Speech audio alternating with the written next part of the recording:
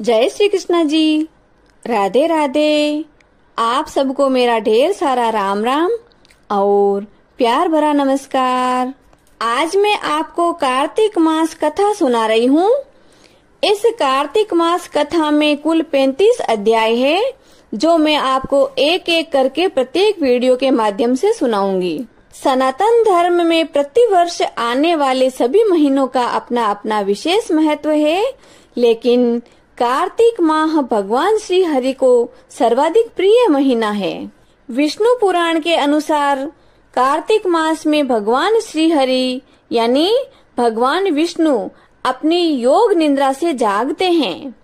इस दौरान जगत के पालनहार भगवान विष्णु की पूजा अर्चना का विशेष महत्व है। ऐसा माना जाता है कि इस महीने में दान पुण्य और पूजा अर्चना करने से जीवन में खुशियों का वास होता है, साथ ही अक्षय फलों की प्राप्ति होती है। कार्तिक स्नान करने के लिए हमें ब्रह्म मुहूर्त में जागकर यानी सुबह जल्दी उठकर गंगा अथवा किसी भी जलाशय में स्नान करने के लिए जाना चाहिए। यदि हमारे पास कोई नदी और जलाशय नजदीक में नहीं है तो हमें अपने घर पर स्नान करते समय गंगा मैया की भावना को साथ में रखना चाहिए। गंगा की भावना को साथ में रखकर स्नान करने से मनुष्य करोड़ों जन्मों के पापों को धो डालता है।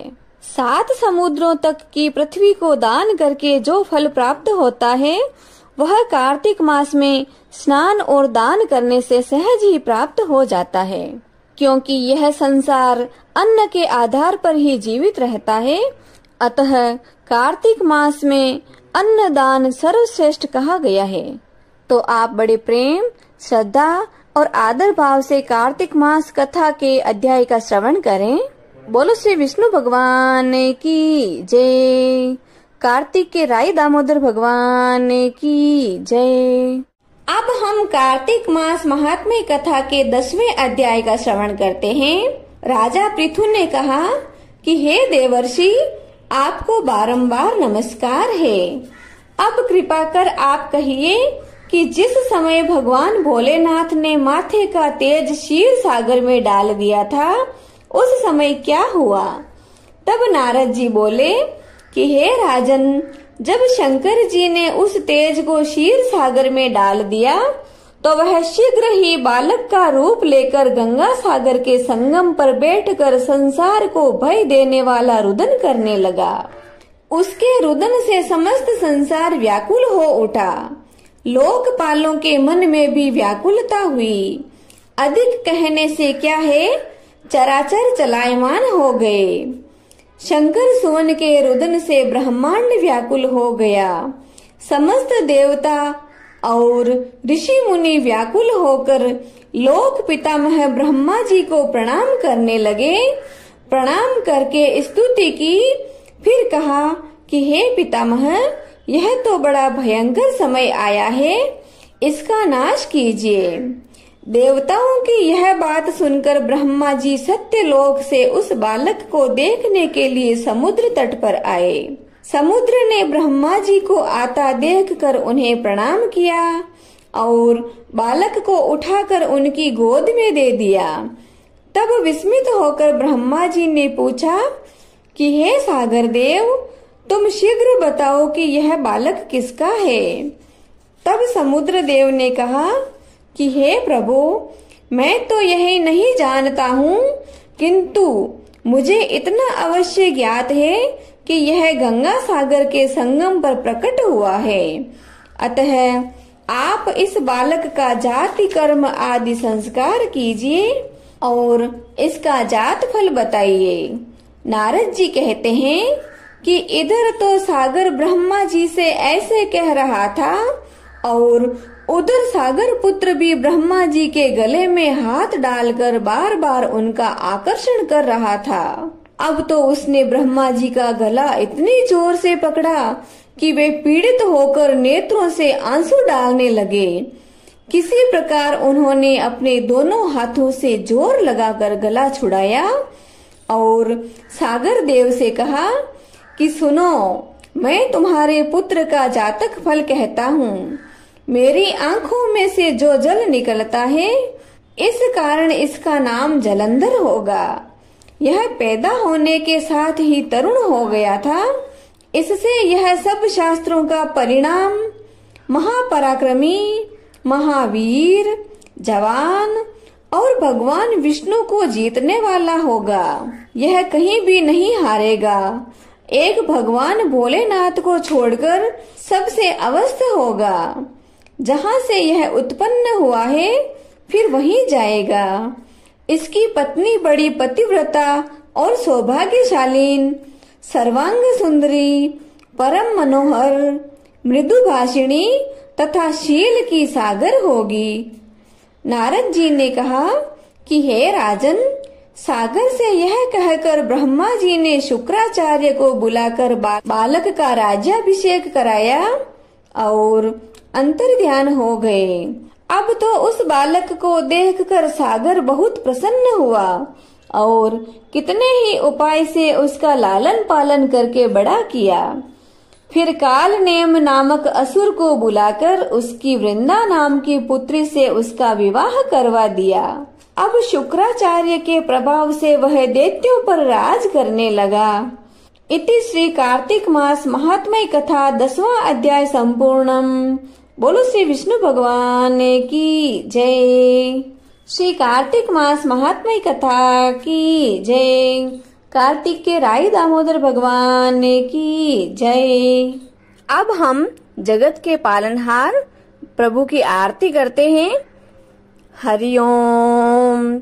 शांताकारं भुजंगशयनं पद्मनाभं सुरेशं विश्वाधारं गगनसदृशं मेघवर्णं शुभांगं लक्ष्मीकान्तं कमलनयनं योगिभिर्ध्यानगम्यं वन्दे विष्णु भवभयहरं सर्वलोकैकनाथम्। ओम जय जगदीश हरे स्वामी, जय जगदीश हरे। भक्त जनों के संकट, दास जनों के संकट क्षण में दूर करे। ओम जय जगदीश हरे। जो ध्यावे फल पावे, दुख बिन से मन का। ओ प्रभु दुख बिन से मन का। सुख संपत्ति घरे आवे, सुख संपत्ति घरे आवे। कष्ट मिटे तन का। ओम जय जगदीश हरे। मात पिता तुम मेरे, शरण गहूँ किसे की। ओ स्वामी शरण गहूँ किसे की। तुम बिन और न दूजा, आप बिन और न दूजा। मैं आस करूं जिसे की। ओम जय जगदीश हरे। तुम पूर्ण परमात्मा, तुम अंतर्यामी। ओ प्रभु तुम अंतर्यामी। पार ब्रह्म परमेश्वर, पार ब्रह्म परमेश्वर। तुम सबके स्वामी। ओम जय जगदीश हरे। तुम करुणा के सागर, तुम पालन करता। ओ स्वामी आप पालन करता। मैं मूर्ख खले कामी, मैं सेवक आप स्वामी, कृपा करो भरता, ओम जय जगदीश हरे। तुम हो एक अगोचर सबके प्राणपति, ओ प्रभु सबके प्राणपति। किस विध मिलो दयामय, किस विध मिलो कृपामय, आपको मैं कुमति, ओम जय जगदीश हरे। दीन बंधु दुख हरता, ठाकुर तुम मेरे हो, प्रभु रक्षक आप मेरे। करुणा हाथ बढ़ाओ, श्रद्धा प्रेम बढ़ाओ, द्वार पड़ा तेरे, ओम जय जगदीश हरे। विषय विकार मिटाओ, पाप हरो देवा हो, स्वामी कष्ट हरो देवा।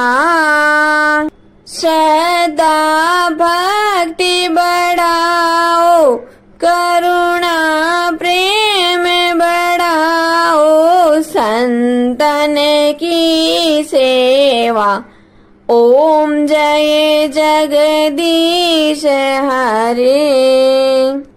तन मन धन सब कुछ है तेरा हो, स्वामी सब कुछ है तेरा।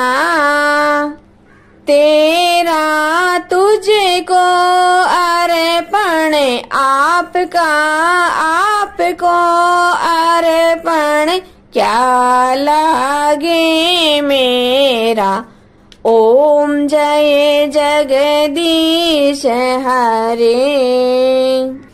श्री जगदीश स्वामी जी की आरती, जो कोई नर नारी गावे हो, जारा पाप परा जावे, जारे घर लक्ष्मी जी आवे हो, जारे नवनिध होई जावे हो, जारा दुख दारिद्र जावे हो, जारे सुख संपत्ति आवे हो, वे तो भक्ति मुक्ति पावे।